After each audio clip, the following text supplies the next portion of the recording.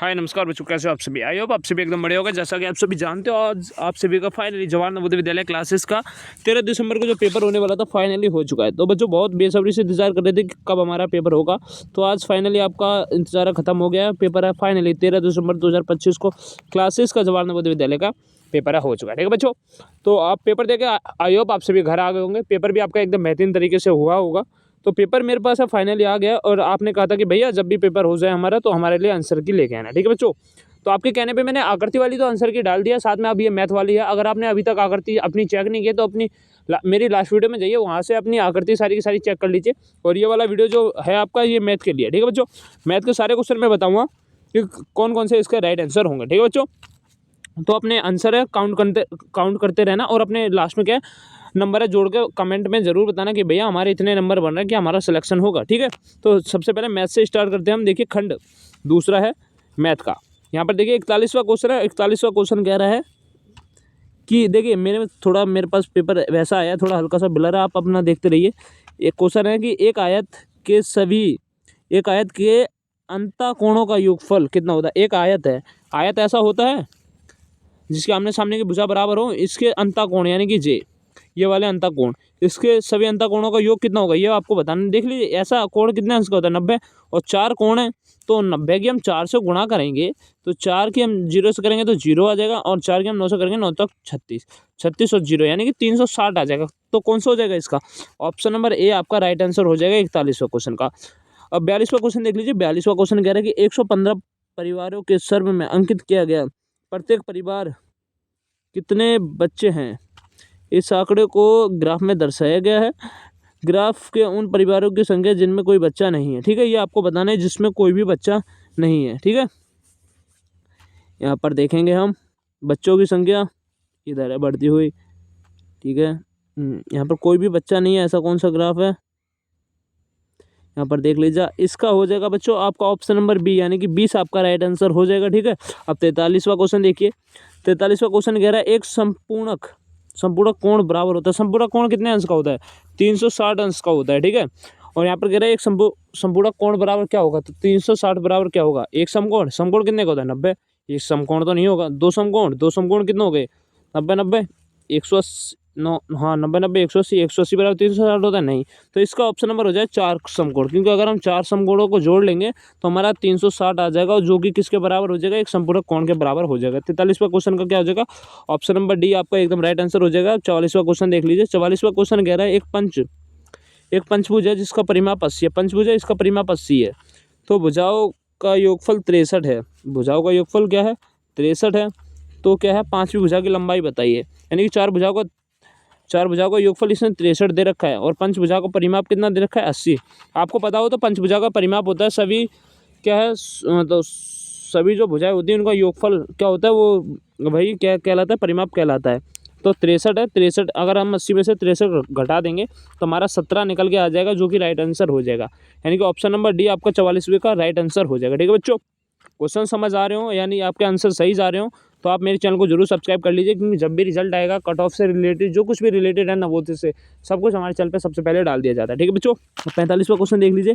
45वां question है एक डिब्बे में 500 अंडे हैं। ये हर साल क्वेश्चन आता है। ठीक है, ये वाला बड़ा ही मोस्ट इंपॉर्टेंट है।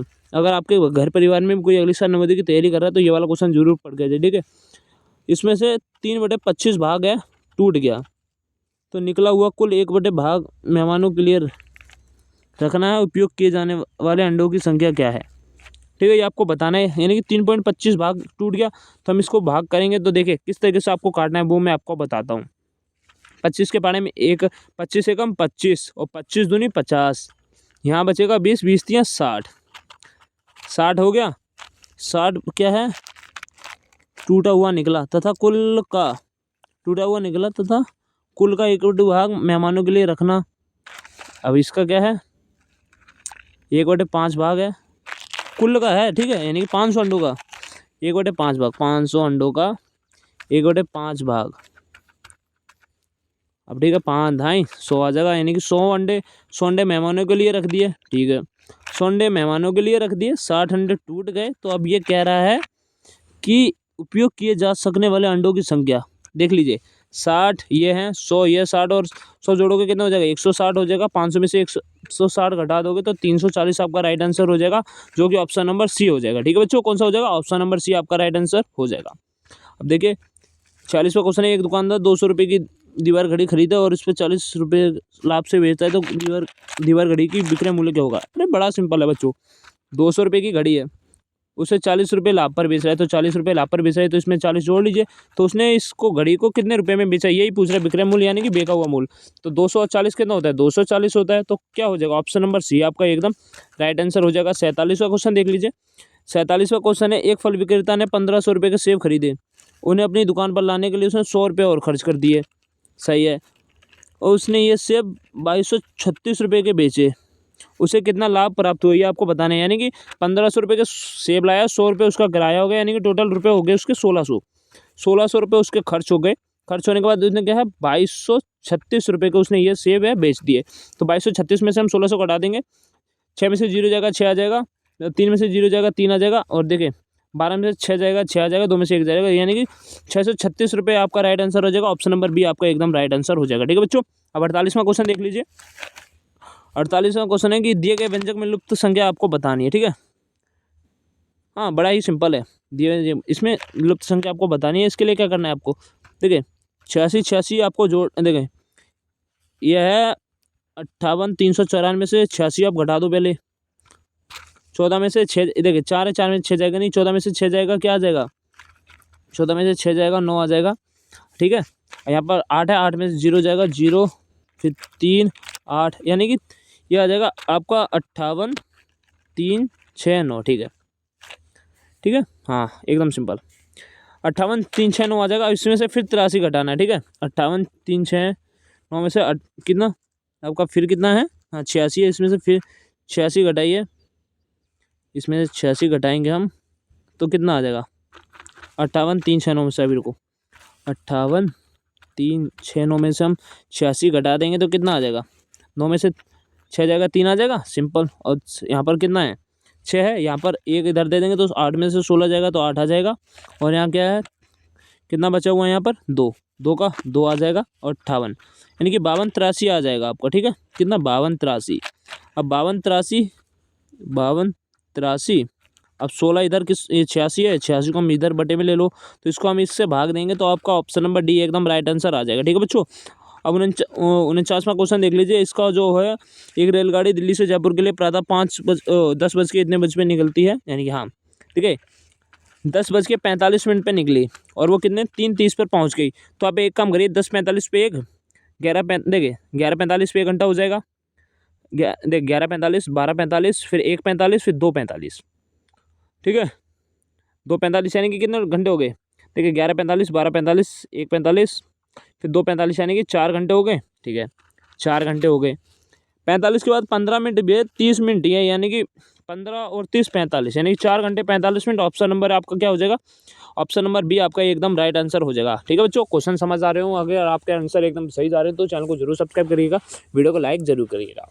ठीक है बच्चों, अब यहाँ पर देख लीजिए, यहाँ पर है आपका, हाँ फाइनली 50 हो गए। अब क्या बना क्वेश्चन है आपका, बड़ा ही सिंपल क्वेश्चन है कि 999 को भाग देना है 1000 से। देखिए 3 जब बटे में 3 जीरो है तो 3 के बाद पॉइंट लगा दो, यानी कि पॉइंट यहाँ आ जाएगा 0.999, यानी कि ऑप्शन नंबर सी आपका एकदम राइट आंसर हो जाएगा इस वाले क्वेश्चन का। अब ये कह रहा है, ये क्वेश्चन थोड़ा मेरी तरफ से बिलर है, लेकिन इसका जो राइट आंसर है एकदम हो जाएगा ऑप्शन नंबर बी। ठीक है बच्चों, ऑप्शन नंबर बी हो जाएगा। और इसका जो अगला है, देखिए 51 52 में 52 क्वेश्चन हो गए, 51 52, 53वें क्वेश्चन का हो जाएगा आपका ऑप्शन नंबर ए, 53 का ऑप्शन नंबर ए हो जाएगा, और 52 का 54 का ऑप्शन नंबर क्या हो जाएगा, ऑप्शन नंबर बी हो जाएगा। और 57 का देख लीजिए, 57 का ऑप्शन नंबर क्या हो जाएगा, 57 का ऑप्शन नंबर आपका हो जाएगा बी, 57 का ऑप्शन नंबर बी हो जाएगा। 58वां क्वेश्चन देख लीजिए, ये कह रहा है कि 0.2 गुणा 0.03, हाँ सही 0.0, देखिए 2 3 6, 1 के बाद पॉइंट यहाँ था, 2 के बाद यहाँ पॉइंट था, यानी कि टोटल 3 के बाद पॉइंट लग जाएगा 0.006, यानी कि ऑप्शन नंबर ए आपका एकदम राइट आंसर हो जाएगा। ठीक है बच्चों, और 56वें क्वेश्चन का आंसर देख लीजिए। 64 की सभी गुणनखंडों का गुणनफलों का योग आपको बताना है, तो इसका ऑप्शन नंबर ए एकदम राइट हो जाएगा। ठीक है। 56 का 57वां क्वेश्चन देख लीजिए। ये कह रहा है 20 और 30 का सबसे बड़ा गुणनखंड कौन सा होगा। देखिए ऐसी संख्या बतानी है जो 20 और 30 दोनों को काट दे, तो कौन सी हो जाएगी, 5 भी काट देगी, 10 भी काट देगी, लेकिन आपको सबसे बड़ी बतानी है तो ऑप्शन नंबर सी हो जाएगा 57 का। ठीक है बच्चों, आई होप आपके सभी के सभी क्वेश्चन एकदम बेहतरीन तरीके से सही जा रहे होंगे। अब देखिए 58वां क्वेश्चन देख लीजिए। 58वां क्वेश्चन है, इनको सरल करना है। जो सरल करके आएगा वो आ जाएगा आपका ऑप्शन नंबर बी, आपका एकदम सरल करके जो ऑप्शन आएगा वो आ जाएगा। ठीक है, यानी कि ऑप्शन नंबर बी आपका एकदम राइट आंसर हो जाएगा। अब 59वां क्वेश्चन देख लीजिए।